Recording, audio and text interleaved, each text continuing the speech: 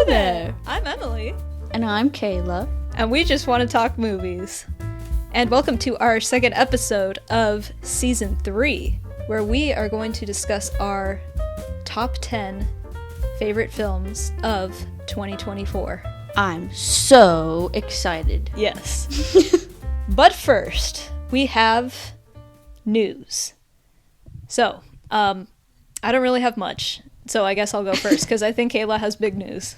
I guess so. Or much news. Many news. So, really, the only news I have is kind of old news, actually, but something I kept forgetting to talk about, is there is going to be a film adaptation of the video game Outlast, officially, from Lionsgate. You love Outlast, don't you? I love Outlast. Never actually played it, but I've watched people play it.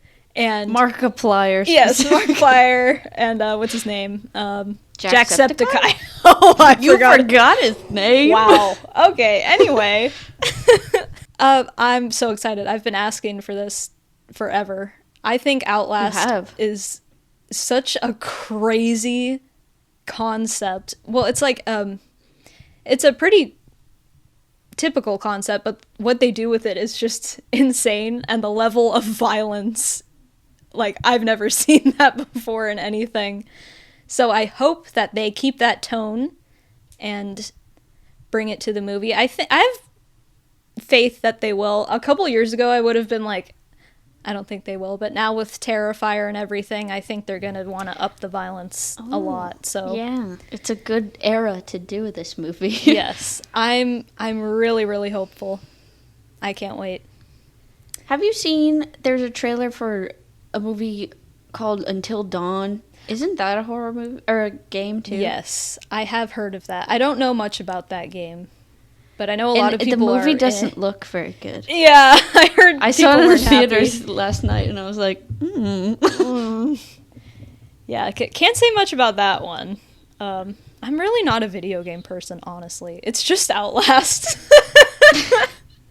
I want them to make a good Resident Evil movie, but I don't think it will ever happen. How many? They're on their, what, 8th try? 9th try? Yeah, there's so many movies. And now the last game that came out looked kind of, like, I didn't get it. It was weird. With Lady Domitrescu or whatever. The one everyone was thirsting after. Yeah, she was the best part. Everything else, I was just like, what's going on? Dang. So, yeah, that's my news. Kayla? Well, my news, folks, is Stranger Things news.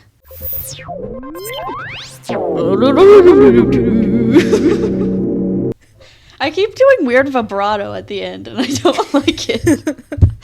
Anyway, folks, we got a little bit fed this week because, unfortunately, someone hacked into the servers at Stranger Things Corporation or whatever and leaked like 400 photos and like pieces of news about the show.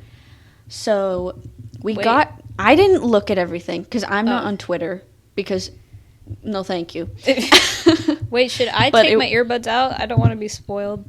No, I'm not going to reveal anything. Okay. Because I think it's kind of messed up that this happened. Yeah. But I'll just say that we got a couple of like lines from the straight from the script, supposedly, and just some details about the plot. That's all that I saw. I know there was more on Twitter.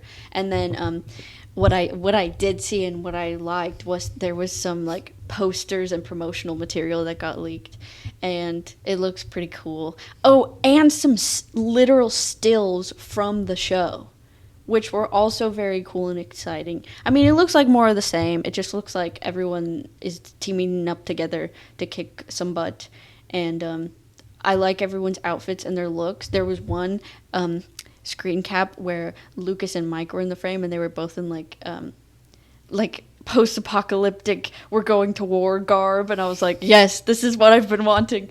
But anyway, I won't say anything else about spoilers, but it was kind of exciting, even though it's really messed up that happened. Anyway, over and out.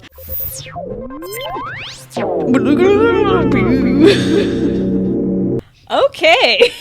Well, so let's get right into it because we have a lot to talk about.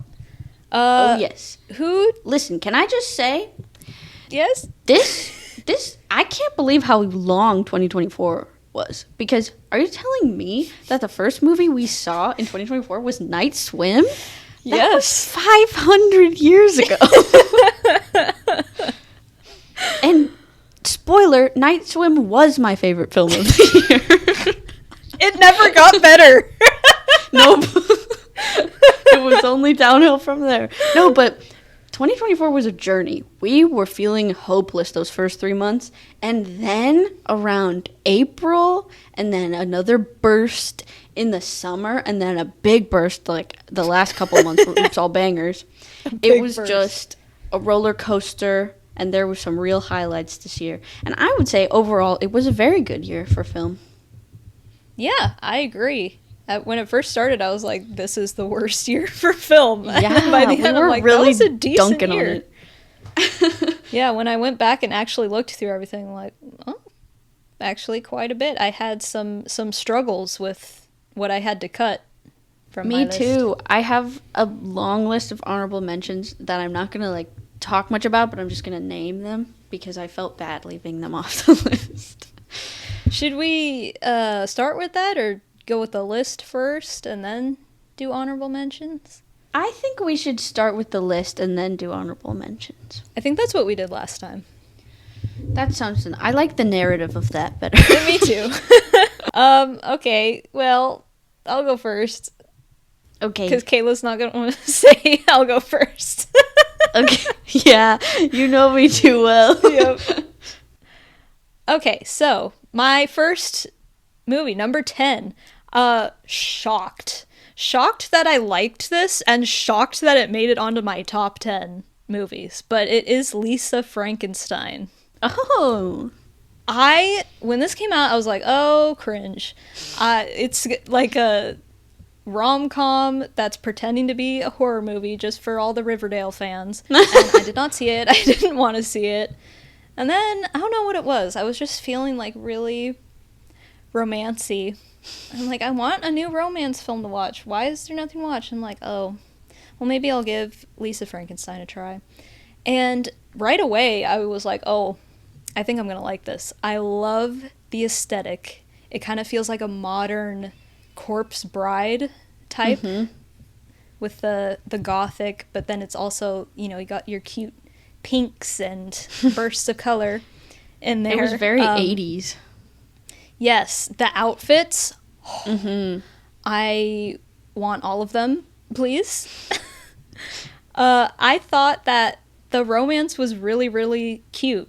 I enjoyed it a lot. I love bizarre romantic comedies like that where it's like there's murder and mayhem, but the two leads are just so cute together. You're like, oh, I love it though. Yep. I want nothing but the best for them. I think what's her name, Catherine Newton, who's in a lot of modern horror movies nowadays, and she always gives a really entertaining performance. I loved her character, how she's just, it's not the typical, ooh, she's an outcast and she doesn't care about, she's just bizarre. She's weird. It's so funny. You never know what she's gonna say or do, and she was really likable. My only complaint was that it obviously very much wanted to be rated R and was holding itself back because I'm sure they wanted that Riverdale audience Cole Sprouse, to man. come and see it. Cole Sprouse. He wasn't bad either. I enjoyed him as the love interest. The creature. And it had a cute little happy ending, too. So yeah, I really, really enjoyed it. I think Cole Sprouse is really good at physical comedy. He was even back in the Disney days really good at that. True. I think it was a good role for him. Okay, well, my number 10. My number 10 is Dune Part 2. Oh. I had to put this on the list purely because it was the first good movie we watched in 2024. And it just felt so good to watch a well-done movie. So again, I mean, I already have talked about this on the podcast, but I just love how Dune is bringing back long epic franchises. I love biblical epics, and this is definitely a biblical epic of the highest order. I also love Chosen One stories that go wrong, because Chosen One is a dumb concept. And so this story was right up my alley, and I love to watch Timmy Chalamet be crazy. That's all I love. Have you been watching him on the internet lately? He's I don't know what to say. I don't really know what he is, but me either. He's just something else. This is something else. Anyway. And Zendaya. Yes, love Zendaya. Anything she's in, I will watch. I'll be seated. I'll be watching, and she's really good. Now she's like the heart of that franchise since Timmy is crazy. So I'm excited to see what happens with her in the next movie, because I have no clue because I haven't read the books. I love political intrigue. The political intrigue was done very well up until the end, I would say. I think the end kind of dropped the ball a little bit, just because everything kind of just ended. Everyone died, and it kind of just ended. And also, for some reason, by the time they get to the huge fight at the end, I just kind of like space out when the fight happens. I don't know why.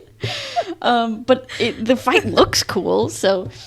And that's what I'll say. Everything about the production on these movies is like, oh, I love it so much. It's like Star Wars, but Star Wars, the old original Star Wars movies, but if they were put in new time, even more than the new Star Wars movies are. And I love it. That's all I'm going to say. I'm just excited to see Timmy be a villain in the next movie. And yeah, it was really good.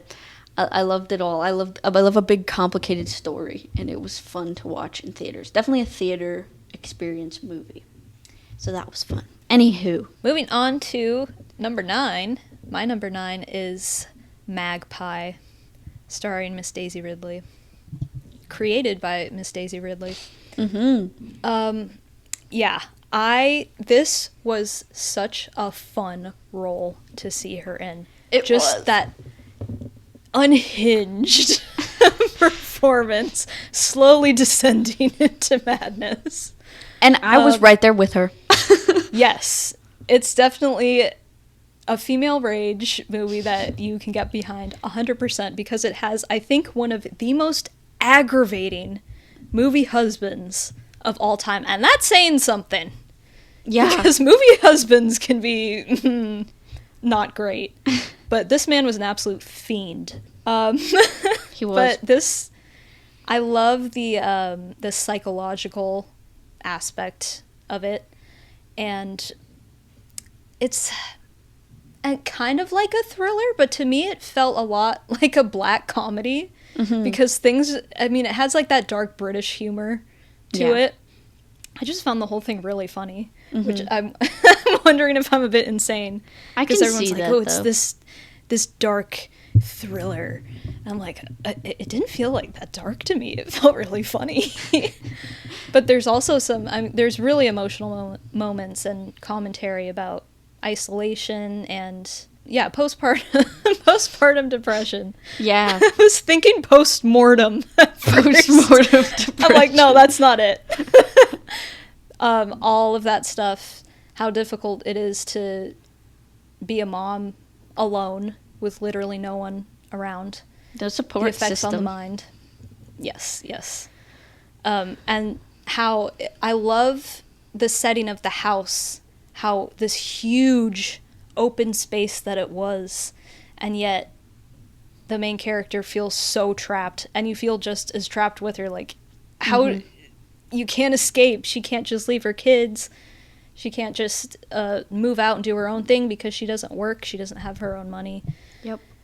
And it was just a really interesting character study, and I am very happy to see Daisy producing her own work, starring in her own work, and allegedly there are going to be a few more projects like that in the future, and judging on how much I enjoyed this, I'm very excited for that. Me too. All right, well, my number 9 is The Substance. Oh. Now. This movie brought horror back to the Oscars, which we've needed. Not only that, but it brought fun, campy, gory horror back to the Oscars. Or maybe to the Oscars for the first time.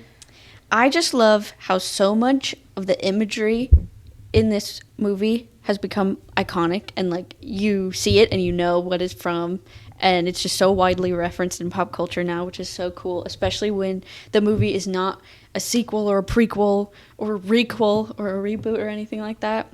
It's just its own very interesting idea, and I think a lot of people resonated with it, and it did something to the culture, and it's incredible.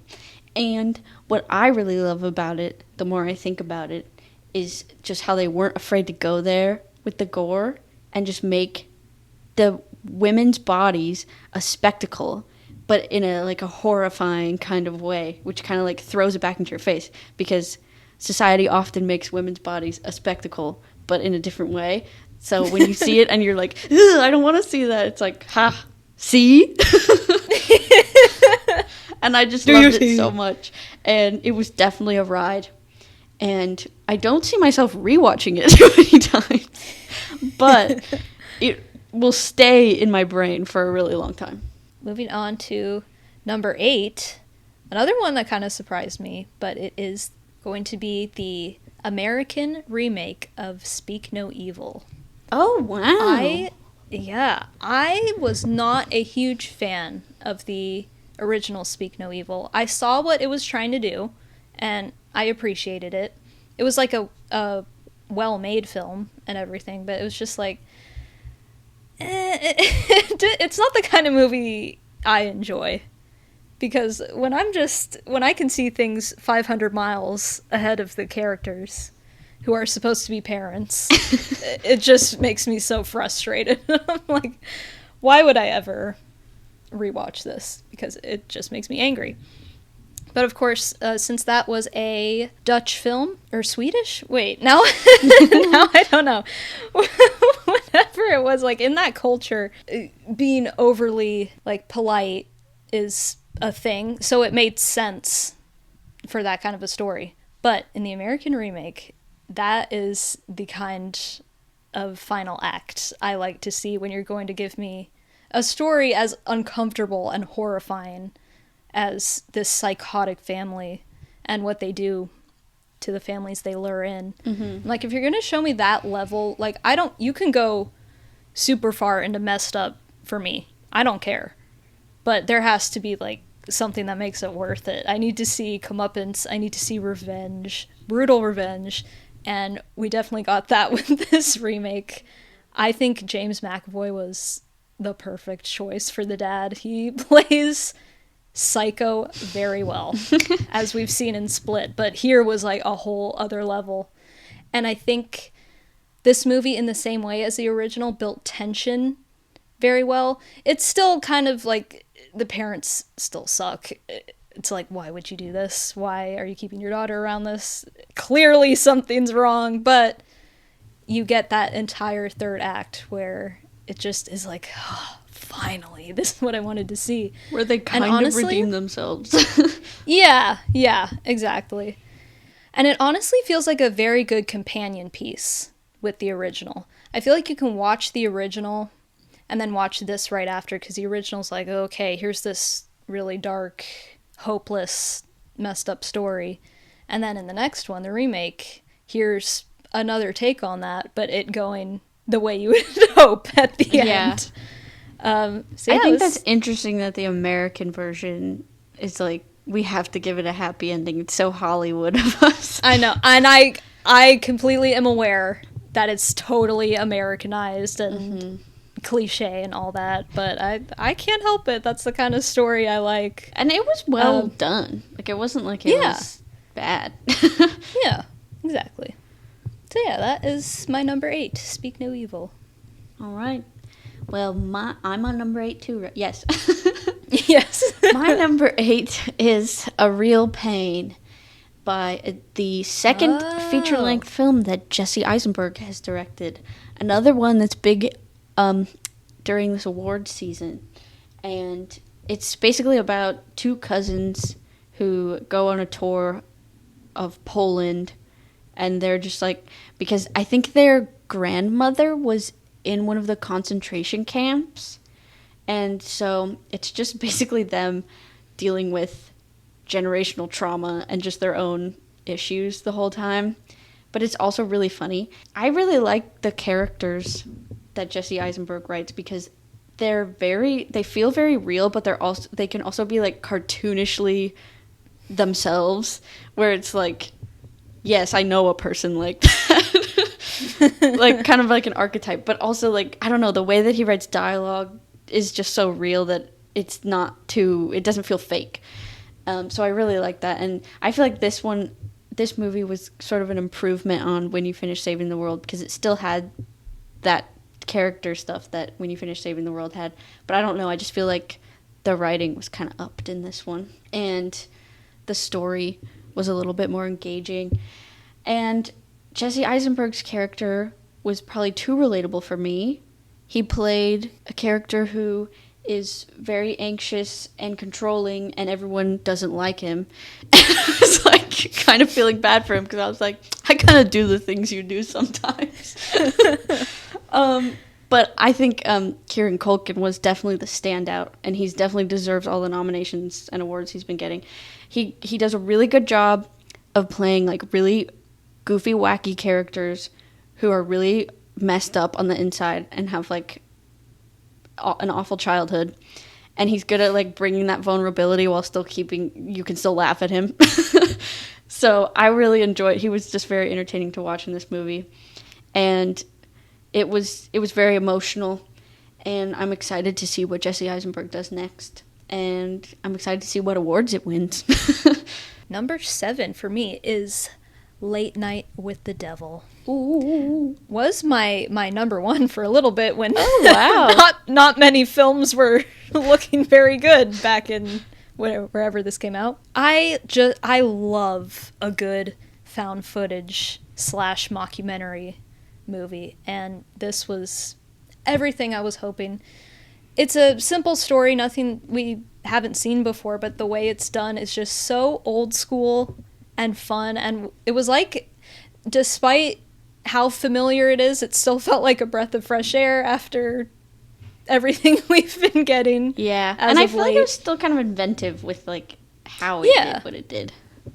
Yeah, there were definitely some creepy moments. I mean, I feel like with found footage and mockumentaries especially, I get very creeped out by them. A lot of people think they're stupid, which I guess they kind of are, but there's something about tricking your brain, even though you very obviously know what you're watching is a movie and it's fake. It's still filmed in that, like, this is real kind of way, so my brain always still thinks that it's real in a way. I'm like, oh my god, there was just something creepy on screen, what the heck? It's weird how my mind works like that. It adds a different level of horror. Because I think what I do is, like, I imagine someone watching that at home and thinking it was real, and then something that crazy happens, I'd be like, I would be terrified. Yes, exactly. Yeah, I think it was just very well done. From the characters were all super entertaining, have their own, like, quirky personalities. I know that word, but that's all I could think of, quirky personalities. And I'm gonna mess up his name, but David Dastmalchian, I think. This is like his first leading role, and he was great. You could tell he like had a lot of passion for this, and he's like very committed to the horror genre, despite being in like every film ever, whether it's B movies or big budget A-list Hollywood movies. Yeah. He's always been a great character actor, but he always comes back to horror and is very open about loving horror and appreciating it. And so I've always very much liked that about him. And it was a very happy moment to just see him own this movie and to see how well it was received and everything. And yeah, it creeped me out, it entertained me, and that's all I ask at the end of the day. I agree. That's a great film. And we're on number 7. Number 7. My number 7 was Smile 2. I'm gonna read what I wrote here. New pop diva on the loose? Have you been tuning into the Sky Riley EP? Because if you haven't, you've been missing out. For real. I might keep reading my paragraph because I really said all I really want to say. So, I love a horror story with a morally gray pop star. There's a reason The Vampire Lestat is one of my favorite books ever now. Oh my god, this was The Vampire Lestat. It was. I'm like, I'm connecting the dots. Yep. But this was campy, it was giving Gaga, and it was genuinely scary. No, but seriously, that one scene when she's on stage in the red costume, I was like, Lady Gaga, she's here, she's arrived. I watch that scene just randomly all the time. Because isn't that when she's doing Blood on White Satin? Because that's the best song. Point blank. Period. Amazing songs. I was turning that up every day on the way to school in 2024. Anyway, it was actually really scary too. Yes. And I'll never get that hallway scene out of my head. I think about that sometimes. And I think Naomi, I can't say her name. Is it Naomi or Naomi? Naomi Scott. You know who I'm talking about. Y'all know. Lemonade mouth. She really went there in all senses of the word. And the words, I guess. Especially when it came to jugging boss water. I really have to commend her for that. She was just a joy to watch. Especially because I've been there since her Disney days. And I was like, I knew you had it in you. I knew you could do a part like this. And it was incredible to watch.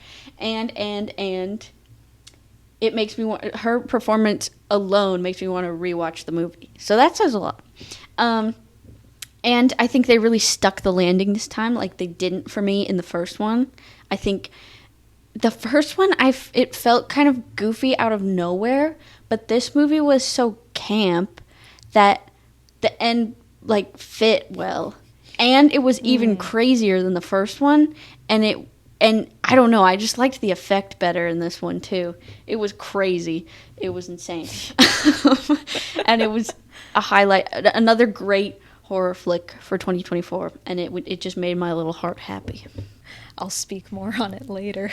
Oh, she ranked it high, folks. So, what are we on? Number 6? Mm-hmm. I think so. Number 6. Number 6 is The First Omen. My little list. Wow, I was not expecting this to be anywhere near as good as it was. From the first moment all the way to the end of this quite long movie, they somehow managed to hold the tension and the creepiness and just did not let up the entire time. And I was cringing. I was on the edge of my seat because I did not know what was going to happen. I didn't expect the level of, not body horror in the traditional sense, but body horror as in women's bodies being very violated. Yeah. And it being very explicit with it and just making me like curl in on myself. It was done super, super well. And there are moments that I cannot, it's the scenes that stick with me when I'm going to bed at night and it pops up in my head. I'm like, oh, yeah, I do remember that scene in the dark room where there is a woman in the corner. Oh, that scene I will never forget. I think about that all the time. Yes. Yeah, crazy visuals. Really, really good moments. I love that they take the prequel formula and do something a little bit different with it, because the unfortunate thing about horror movie prequels is you kind of assume that everyone's going to die at the end because, well, it's a prequel, and how would the original happen if everyone lives. So, and this one definitely had that vibe through the whole movie, and that was like kind of the one thing sort of holding me back. Like, well, I know what's gonna happen at the end, so I'm not wondering about it. But then we start getting towards the end, I'm like, are they gonna go in a different direction? And they totally do, and it's in a way that is still believable. It still fits as a prequel to the original, and the way it links to the first movie is so satisfying. And they set it up for a potential sequel that I would be very down to see, because we learn, spoiler, if you haven't seen The First Omen, please do.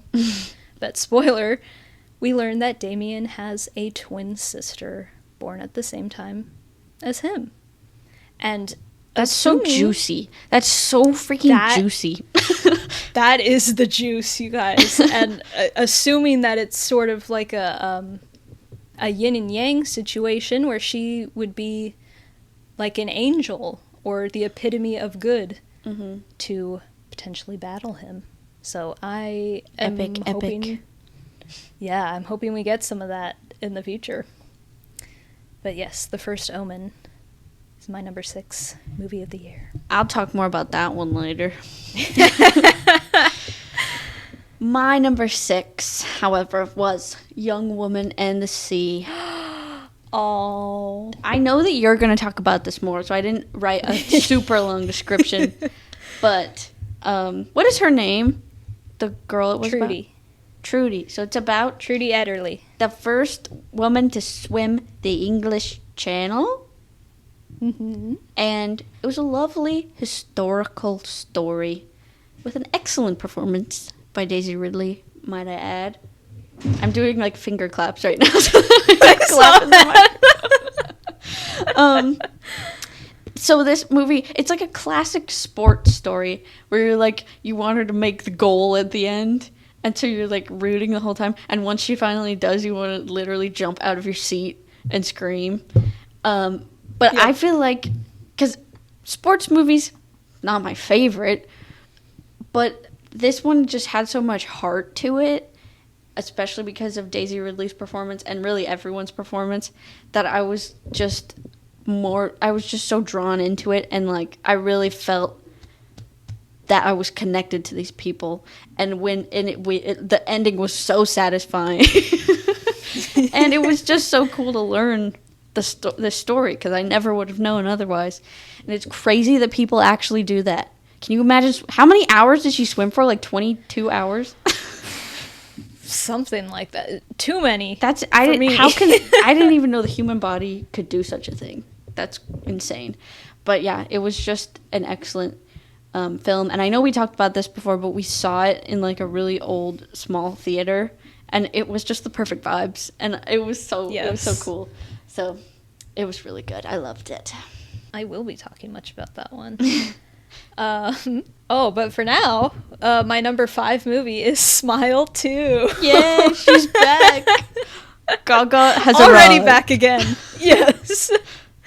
This movie's so good, we already have to talk about it once again.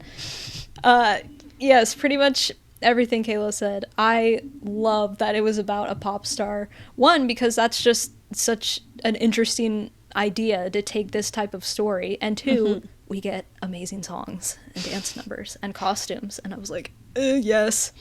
I love that they upped the gore in this so much. I think it was very much because of Terrifier and everything that has brought to the table. Like, horror movies really have to start stepping it up now when it comes to gore if they want to make an impression. And that makes me very happy because I love gore. And yes, there are many murders in this that just were like, what murder? Okay. The first one was set the tone. I was like, yes. Okay, we're here. I was like, oh, we're going to do that. Oh, yeah, they did that. Oh, they're still... Okay, we're still doing... Okay, still. Okay. But aside from that, it's also a very creepy and atmospheric movie. There were... I liked the first one a lot, and there were very specific scenes in it that just chilled me. And my one of my downsides with the first ones, I wish they'd done a bit more of scenes like that. In this movie, scene after scene after scene of exactly what I was asking for, but kind of regretted asking for as I'm sitting in a dark theater with an IMAX screen in front of me and like helpless it was in intense. the chair, like, what's gonna happen? I don't know. Yeah, of course, Naomi Scott, however you say it. Amazing. So many different aspects to her performance. Obviously, there's just the acting and how much she has to go through. She's losing her mind throughout the entire, 2-hour film, which is exhausting. But also, kind of satisfying in a weird, messed up way. And then there's the singing and dancing aspect of it, which there are quite a, well, not tons of sequences, but very thorough ones of the couple that there were. And I was like, wow, this is it must have been a lot. Get ready for that and to train for that and everything.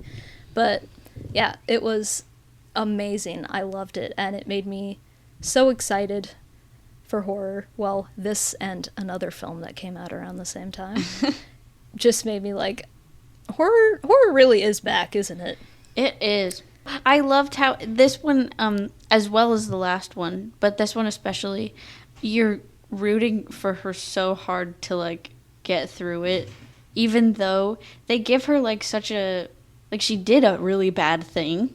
Yeah, and it's this thing that she's not a great person. Yeah, and she's still she's recovering, but she still tends to be selfish and make the wrong choices. But you're still the whole time I want her to do the right thing. I want her to get better, and so it makes the ending so much more devastating. It was great. Good character, and you kind of feel stupid at the end because you're like, of course, well, duh, of course she wasn't going to get out of this. Yeah. Ugh. And so that last monster, the creature effects, that were it's so amazing. Much better than in the first one. The effects were crazy good. It is. And I liked the ending of the first one. I thought it was cool, but yeah, this one just completely was another level. Yeah. So good. I could talk about it for a while. But I won't. Unfortunately, I have to move on to my number 5? Yes. My number 5 is a little film called We Live in Time. It stars Andrew Garfield and Florence Pugh, and it's just about their relationship. They fall in love, they have a kid, and it goes through their life. And Florence Pugh gets sick. She has, I think, cervical cancer, something like that. Jeez. And I don't want to give the whole story away because part of not knowing where it goes is sort of a better way to watch it. But it broke me on many levels. Why can't Andrew Garfield be in a happy movie? Can we put him in a happy movie? This poor man. He was at the Golden Globes. He did something to me. And much of the internet. Anyway, I won't go into that. But anyway. I was there. I remember. I literally was in the middle of talking to Emily, and I just spaced out because I was like, whoa, what is he doing? That's the most I've ever gone goo goo gaga over a man ever, I think. Yeah. And so he doesn't deserve all these bad things that happen to him. Why can't he have a happy love story and it ends good? just leave Andrew alone.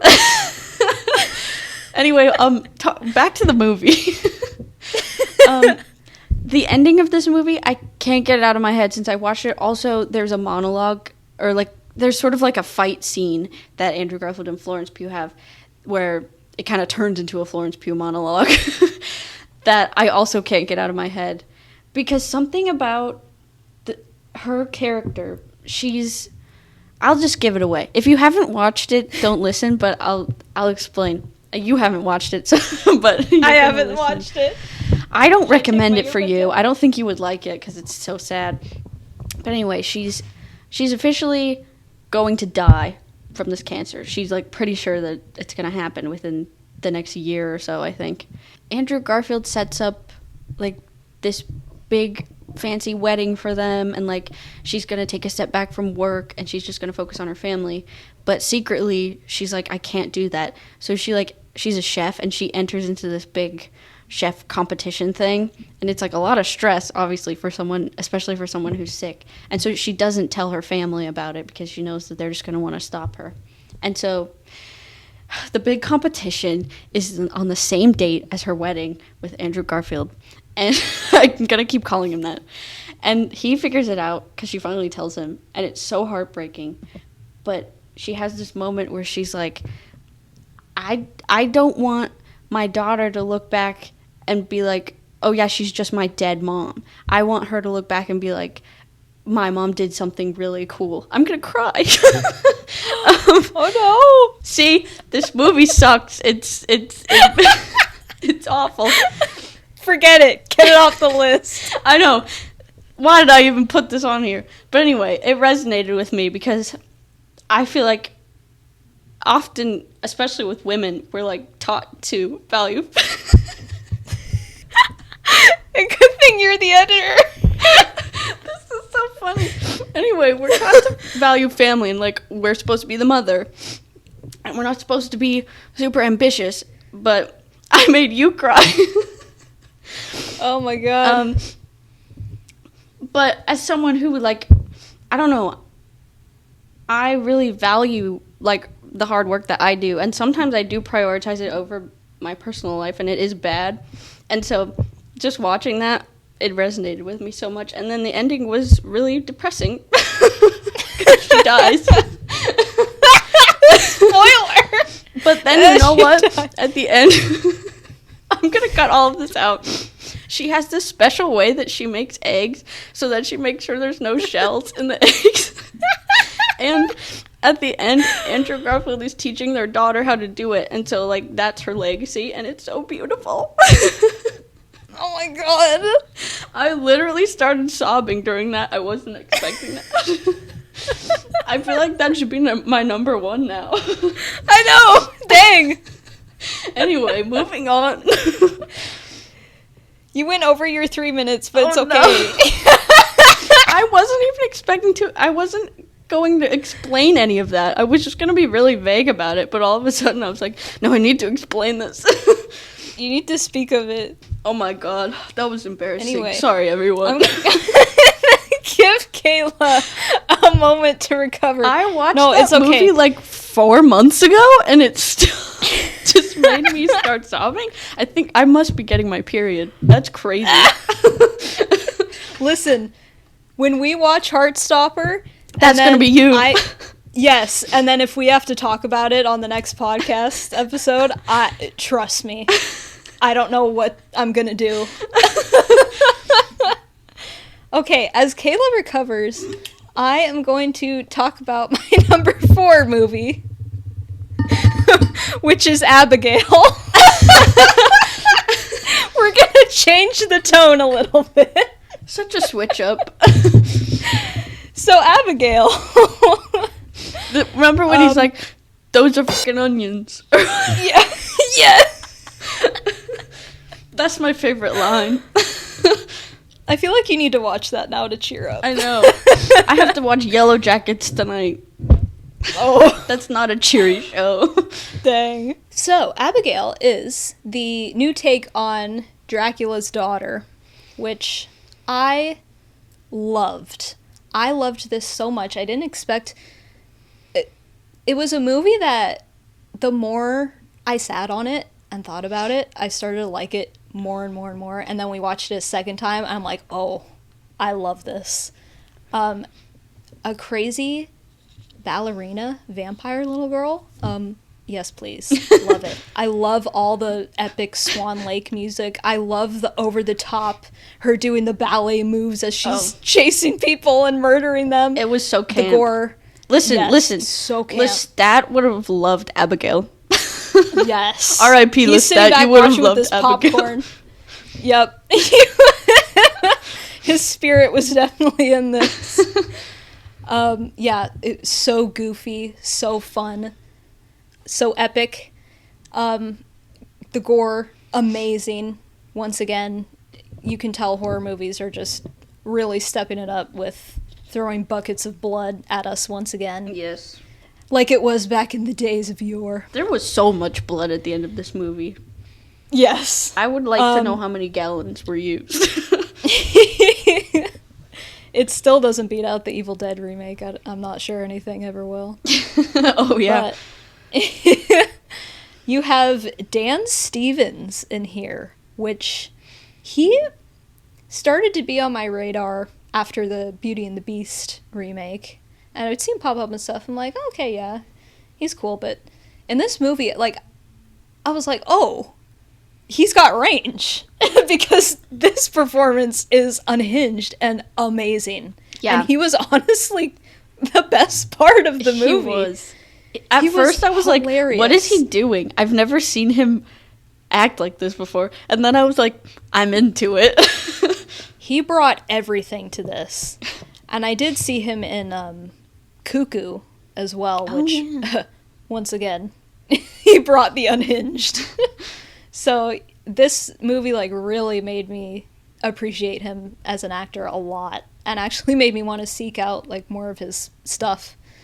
But yeah, this was just a super fun time. I love when we do new takes on old gothic horror, and it keeps sort of that gothic vibe, but also is very modern and in your face crazy. Mm-hmm. And yeah, this was very successful in that. Great. Kayla, have you recovered enough to speak of your number 4 movie? None of my other movies are sad, so hopefully I can get through it. Oh my god. My number 4 film is Nosferatu. Nosferatu! If anyone has seen that TikTok, you get it. Anyway, we already discussed this movie in depth in our last episode, so I'll leave past Kayla to explain her full thoughts, but it was just great to see a new gothic horror film again being so popular with the masses, and again having so much iconic imagery associated with it that everyone's gonna be dressing up as Bill Skarsgård with his big old mustache and his weird comb over and his pimp coat.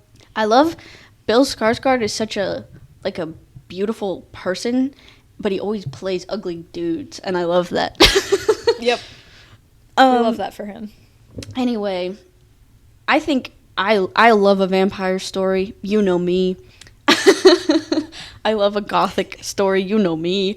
So I always think that we're due for a new Dracula, and but you always want them to do something new with it, and I think it was cool that they went for Nosferatu, because that hasn't been remade in a long while, since the 70s. And I knew when I heard Robert Eggers was attached that it would be something new, and it definitely was, and I explained why in the last episode. But just the way that he used the metaphor of the vampire in here was just very, I liked it. It was clean, it was new. I mean, I guess not new, but I don't know. It was interesting, and I enjoyed it. Again, still not sure if I love that Lily Rose Depp had to die at the end, but overall, a great film. Yes, it was. Okay, top 3, guys. Ooh, we're down top to 3. it. Number 3 for me is The Count of Monte Cristo. I knew you would have this. Oh yes. Okay, this story, it is one of my favorite stories of all time. I haven't read the book, but I still love it's good old-fashioned revenge. It's good old-fashioned female rage-coded. That's what we were saying. It's so female rage-coded. It's so theatrical. It's so Phantom of the Opera. It's amazing. And this movie, this new iteration of it, I think was perfect. I think it is, like, it's almost tied with the 2002 movie for me. And I love the 2002 movie. That is, like, top tier. Yeah. So that is saying something. I loved every second of this. It's a 3-hour movie, but the pacing is perfect. It's a very huge story to tell, but I think they did it perfectly. I think they fleshed out all the storylines and the characters in a great way. What? Why are you laughing at me? I'm not. I don't know what I was just thinking about, but I just started laughing. You were like... Something's wrong with me. My emotions are going insane right now. I think we should watch Heartstopper. I think we should just do that. You know what? Pause.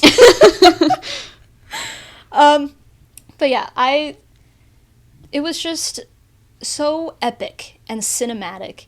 And there was a mini-series that came out this year as well, which I also enjoyed. But I think with this story, it needs to be more cinematic rather than episodic. I agree. You'd think it would work better episodic because of how many characters there are and how many story points need to be hit, but this movie proved that you can do that easily and very powerfully in just a 3-hour movie. The sets and the locations were gorgeous. The music was gorgeous. The costumes, everything was so epic. All the revenge was just, it felt like I was watching the 2002 movie for the first time again. I'm like, yes! Just wanting to jump out of my seat. The lead actor, I'm not going to try to pronounce any of these names because I'm going to butcher them, because it is a French movie, so I'm already very American, so I don't want to embarrass myself more. But the lead actor who plays Edmond, amazing. I loved his performance. He, as I always say with this character, you have to nail all of the different phases. The young and innocent phase, and then the troubled prisoner, and then finally the revenge, the count. Mm-hmm. And this man was perfect. Everything, it's so camp how it is. He's got his full costume room, his makeup, his whole makeup table. Yep. And I loved the story with him and Haiti, which I think in the book that they have like a romantic connection, which I don't like that. In this movie, it is a father-daughter connection. I'm like, that is so perfect. It is. For the story and the character. I mean, I could go on about this movie forever, but I'm already over my 3 minutes, so I will stop now. I loved this to death. I will be looking for it on Blu-ray. Mm-hmm. It deserved Oscar nominations. It did. Got snubbed. Got snubbed. Yeah, major snub. I think it was a lot better than the show, but the only part that I think the show did better was the prison stuff, because I don't know, I just liked their relationship a lot better in the show. But I agree with that. But overall, streets ahead, as Pierce would say from Community. Okay, now we're in my top 3. Welcome. Are you excited? You better be, because there's some moments coming up, moments that I might label with a word that starts with T. I don't know, but we'll see. I already know what 2 of these movies are. Well, number 3 is Wicked. Yeah, there we go. So, oh my gosh, good movie musicals exist still? I couldn't believe it. When this trailer came out... And it's not Emilia Perez. Boy, don't even... We're not going there. When this movie came out, or when the trailer came out, I was like, oh no, they're going to butcher Wicked, aren't they? And then it came out, and a bunch of people were like, this is the best movie musical ever. And I was like, huh? And my little ears were perked. My little hairs were risen. And I was like, I've got to get myself down to that theater. And especially because at our theater, they were selling a Wicked popcorn bucket. I didn't know that before I walked into the theater, but it was pretty cool. I bought one. It was like $18. Yeah. You almost were going to settle for the Moana one. Yeah, because I didn't want to speak up for myself. We're not going to talk about that. Anyway. Well. When I sat in that theater, I did not expect the ride that I was going to go on. And the wonderful emotions and the high highs, the epic highs and lows of high school football they were upon me.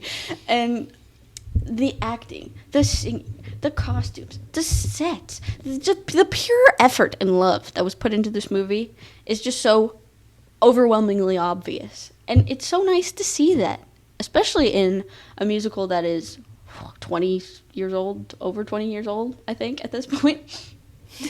It was phenomenal. I love Cynthia Erivo's voice. I'm obsessed. And I'm so excited to hear her sing the songs in the next movie. I listen to the Wicked soundtrack, the original soundtrack, all the time, and I'm just like, yes, Cynthia's gonna eat this up. And I just get so excited. But anyway, onto the actual movie. I love Female Rage. And the ending scene, you won't guess it. It almost makes me cry. You know? No, not I obviously don't cry that much. It's pretty hard to make me cry. I couldn't believe that was crazy. I was not expecting that to happen. You really needed to let that out. Apparently I did. I didn't know that. I literally haven't really thought about We Live in Time much since I seen it, other than it was really sad. But then when I was making this list, I was like, I have to add that. And then when I was talking about it, it all just came out. Yeah. Anyway, process. On to Wicked. I just love that we got Barbie Summer in 2023, and then we got Wicked Fall in 2024. And we're going to get Wicked Fall again in 2025. Now, that's the gift that keeps on giving. And that's my Christmas. So that's all I have to say. That's my Christmas. All right, guys. Top 2. We're down to now, it. These ones, I'm going to be so honest, these flipped back and forth for me. Me too. Lot. They were both my favorite theater experiences of the year.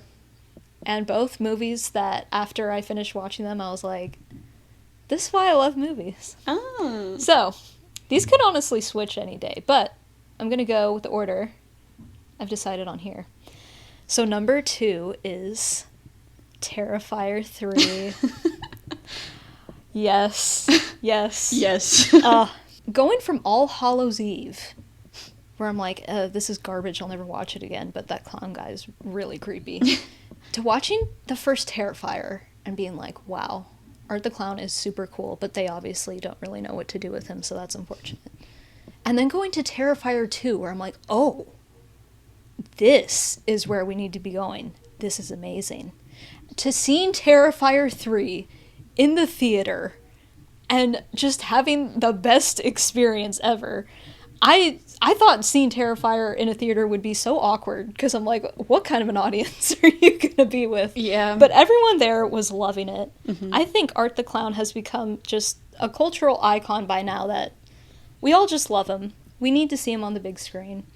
And the fact that this was Christmas horror, I love Christmas horror so much, but there's not really a lot of it. I mean, there's Black Christmas and Silent Night, Deadly Night, maybe like something else that I'm not remembering, but not too much that is actually good. I am pleased to say that this is a Christmas horror movie to add to the holiday playlist of films. And the song in it. Yes. To Terrifier Christmas. Yes. Such a throwback to old splatter films of the 70s and 80s, and somehow just getting this amazing love and attention in 2024.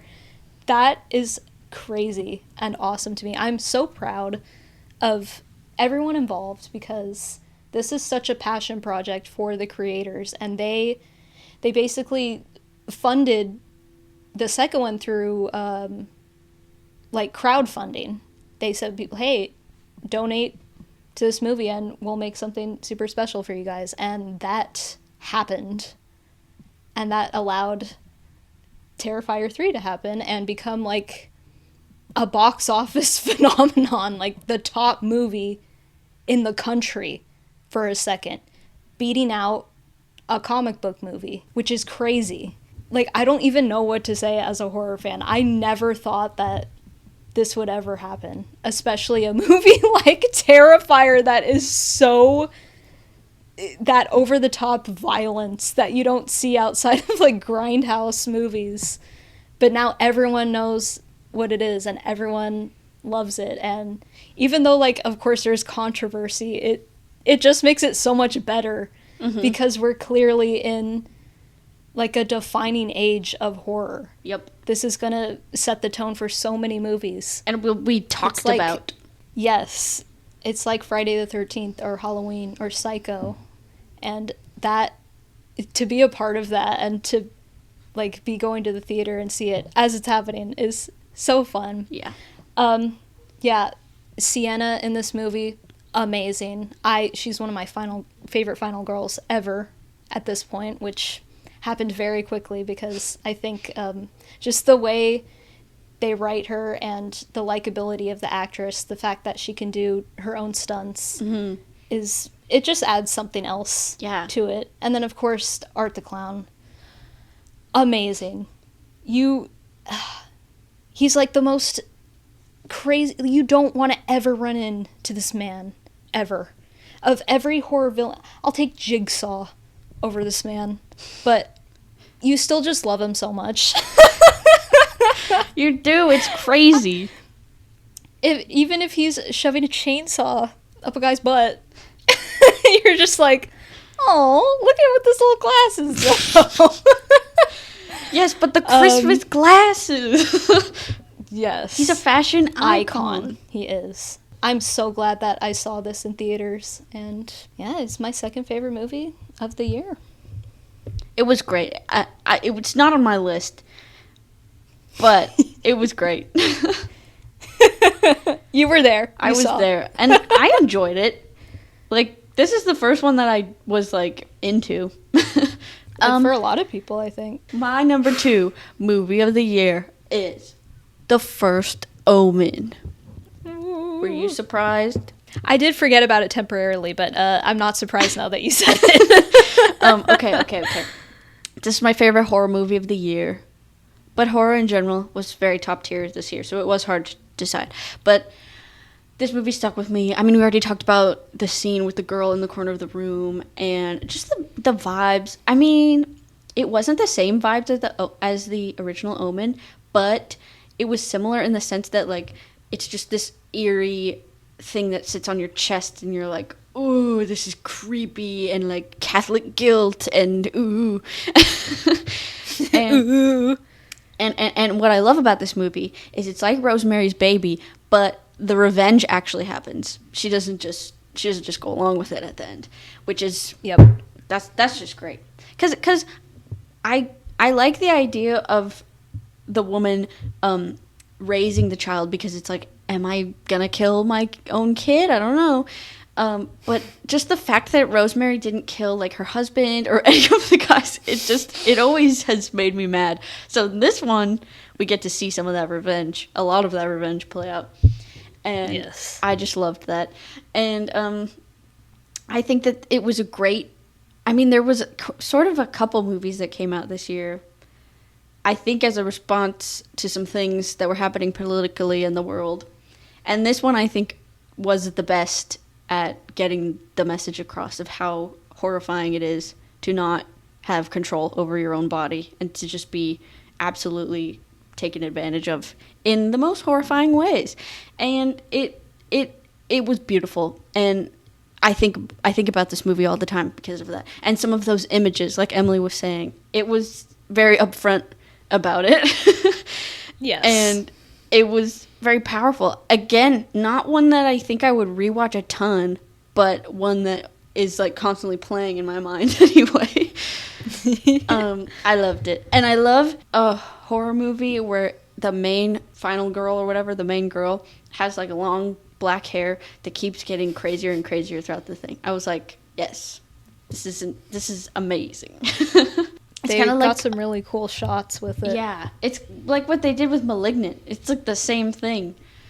Yeah, I love it. I love it so much. Anyway, we're going to number 1, folks. Number 1. Y'all probably already know what it is for me. I know what it is. It's not Megalopolis. You might have guessed. What does he say? What's the meme that's going on where he's like, go to the club. Go to the club. I love when people speed it up. When he's like, go to the club. Oh my gosh. Anyway, no, it is not that movie. It's A Young Woman and the Sea. Yep. I've been waiting for this movie to come out for what feels like years. So to see it finally on the big screen was so cathartic. This was, next to Terrifier 3, my favorite theater experience of the year because, as Kayla mentioned, we went to this, like, old-timey movie theater, which, since the movie takes place in the 1920s, it really just threw me into the story even more, and it was so much fun. I've talked about it before, but what else could I say? It's a biopic that actually makes you feel good at the end. Yeah. It isn't like this tragedy, this tragic figure who, like, oh yeah, she did something great, but then, oh, the horrible things that happen. I was like, no, it's just a feel-good family movie about this woman who is not talked about much, Trudy Ederle, who swam the English Channel against all odds, against literally every single person not wanting her to, thinking that she would fail. And her doing it not because she wanted to make a political statement or anything, but just because she wanted to do it. And none of the crazy sexist stuff that was happening in the 1920s, like, even seemed to cross her mind. Especially having read the book, it felt like the real Trudy was a lot like this as well. She was just like, well, I don't really care. I just want to swim it. I don't know what's going on with you guys, but I'm going to do it. And I just love that energy. Mm-hmm. It's just like, because people say the crazy things about how, like, women's bodies are too delicate for sports and all that. And she's just kind of like, I don't care. Well, anyway. I'm going to try it anyway. Yeah, I just love that. And yes, Daisy Ridley. Once again, this whole movie, I think, just was snubbed by the Oscars. I think this should have gotten something, whether it was acting or production, because all of it just looked beautiful. And Daisy, her performance, not only does she give a good acting performance, but she obviously has to be very physical. Mm-hmm. I mean, it's an incredibly demanding role, and I think they said they spent 9 days in the Black Sea filming. Wow. Just after a storm. That's crazy. So, I don't know how she did that, but here it is. And I don't know how Trudy did this, but there she is doing it. And not only did she do this amazing thing, but she also, she had a great life. She had a lovely family who all loved her and supported her. She had a good relationship with her sister. I love that part of it.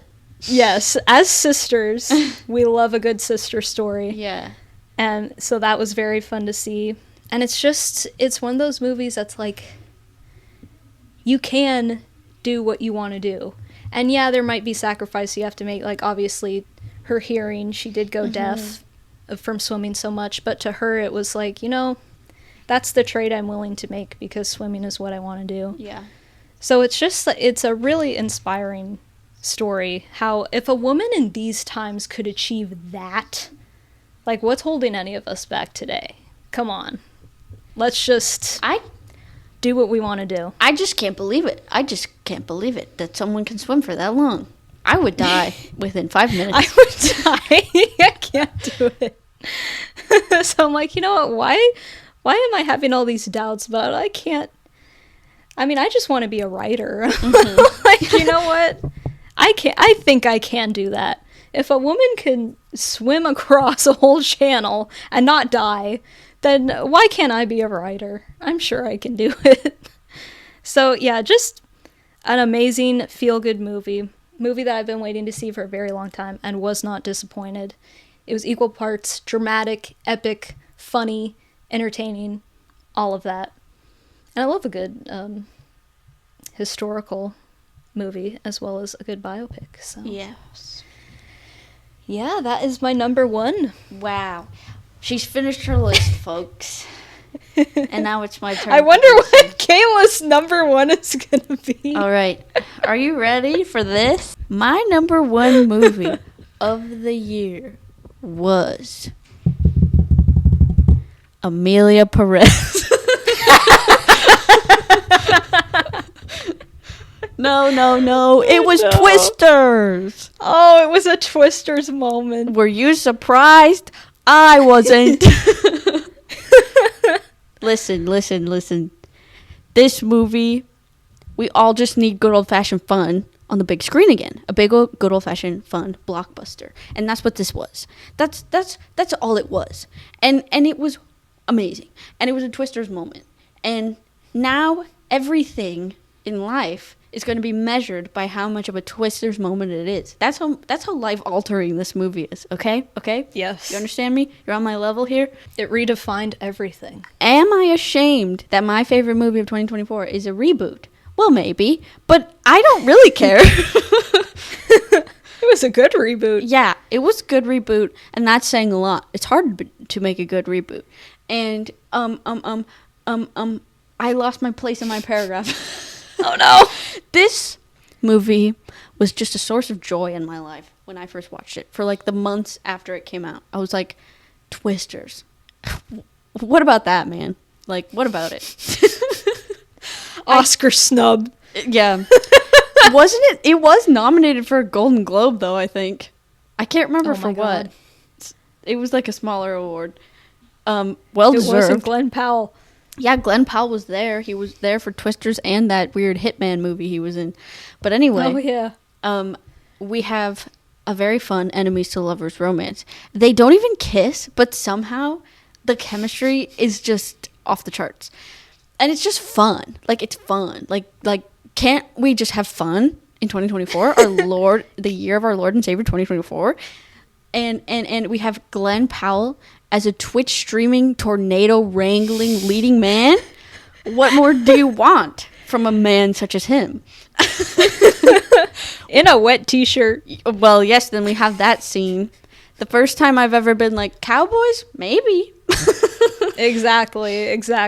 And we have amazing action sequences. They upped the ante from last time, although they will never be able to top driving through the house and like all the practical effects. I do think Twister is more iconic because of that. But Twisters is just so fun, and I hold it in my heart because of how fun it is. But anyway, we have Daisy Edgar Jones, always a pleasure to watch, and always having great chemistry with, like, even not a romantic lead, but just great chemistry with the other actors on screen. She's great. She's just wonderful. And why do they keep casting her as a Southern lady when she's an Irish lady? I don't know, but she does well in those parts. And most importantly, we got twins. That's what we got. We got twin. We got twin Twisters.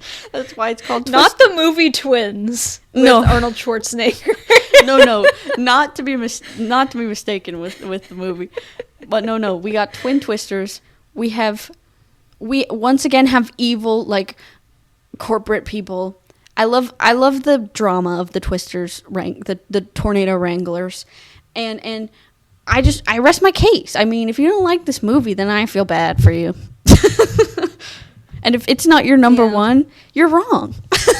You're simply wrong. Where did you go wrong?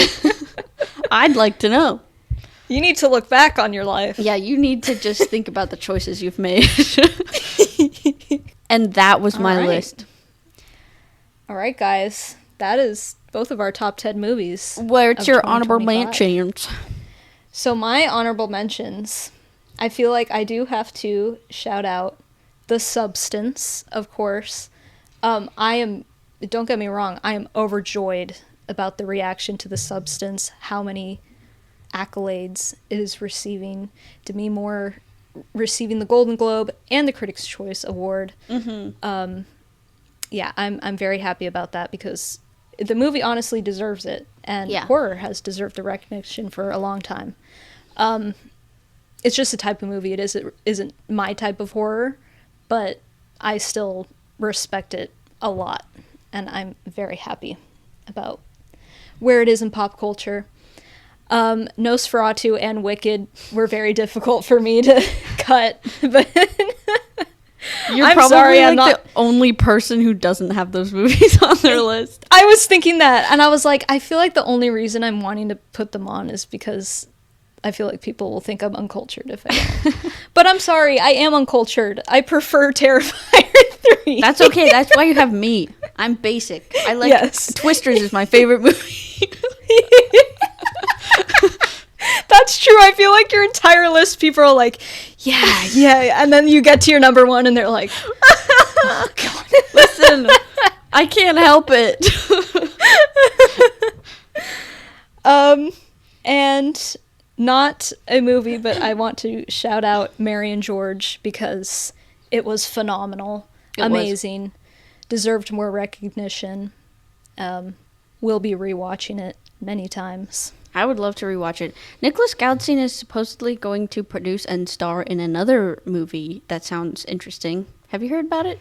Which one? Is it the 100 Yes. Days of Night? Yeah. He's producing that? Yeah, or he's doing something. He's somehow involved more heavily. Oh, wow. Yeah, no, I've seen like behind the scenes of him in that, and it sounds very like camp and fun, and I would love to watch it. Anyway. I'm excited. Is that all your honorable mentions? Yeah, I think so. I think that covers it. Well, most of mine were on your list. Well, 3 of them. Okay, the 3 that were on your list were Magpie, Abigail, and The Count of Monte Cristo. They were. I had them all written down, and I was just having to decide which ones to put in the 10, and it was very hard. But I knew these ones that you would talk about, so I didn't feel bad leaving them off. Yeah. My other 2 are Heretic and Damsel, both very fun movies. Heretic I was not expecting to like as much as I did, and I loved, like, I don't like Hugh Grant usually, but he was so interesting to watch in this movie. I like watching him be good. Like an evil old man because I feel like that suits his personality. And last but not least, the true Twisters moment of the year for me, even more of a Twisters moment than Twisters itself, is Interview with a Vampire Season 2. Yes. This was the GOAT of the year, really. If we really want to rank things, this is like number 1 and above. Season 2 was just great because of all the payoffs. This show is adapting the book Interview with a Vampire, and originally it was supposed to adapt the whole book in 1 season, but then AMC was like, no, you need to split this in 2. So they had already plotted out everything, and they just had to like make it longer. And so, 1, we get to flesh out a lot more stuff. We get to see a lot more of the Théâtre des Vampires. So great. I love the campiness of all the people in the theater troupe. Santiago is one of my favorite TV characters of all time now. I love his blue eyeshadow and his lacy sleeves at the trial and his leather corset. Like, come on. He's an icon. Even though he's awful. And anyway, what makes that so great is that it's clear that everything was super planned out with like all the reveals that they do, and all of this whole show is Louis remembering things, and his memory is like kind of off, and like, why is that, and what really happened all those years ago? And it's just so cool how we follow that, and everything was set up so meticulously in the first season just for everything to come out at the end of season 2, and it's so satisfying, and it was beautiful, and it made me cry. Oh no! I can't believe it. Anyway, that's all I have to say. All right. Although I am gunning for an entire Interview with a Vampire episode of the podcast, so I won't say too much. That does it for our favorite movies of 2024. Mm-hmm. Here's hoping 2025 is just as good or better. Hopefully. It's been okay so far. Yeah, I've liked the January and February movies. I saw Bridget Jones. It was great. Great film. I saw Hard Eyes. I finally saw Hard Eyes. It was great. Yes, very fun. What was that movie's doing a lot better than I thought it would. I know. It's doing really well, actually. And Companion, that was good. I think that's all I've seen in theaters this year. Okay. So, that does it for this episode. Make sure to follow us, as always, on TikTok, Instagram, or Facebook at We Just Want to Talk Movies. And make sure you're subscribed wherever you get your podcasts so you don't miss an episode. And that will do it for us today. And we'll catch you on the flick side.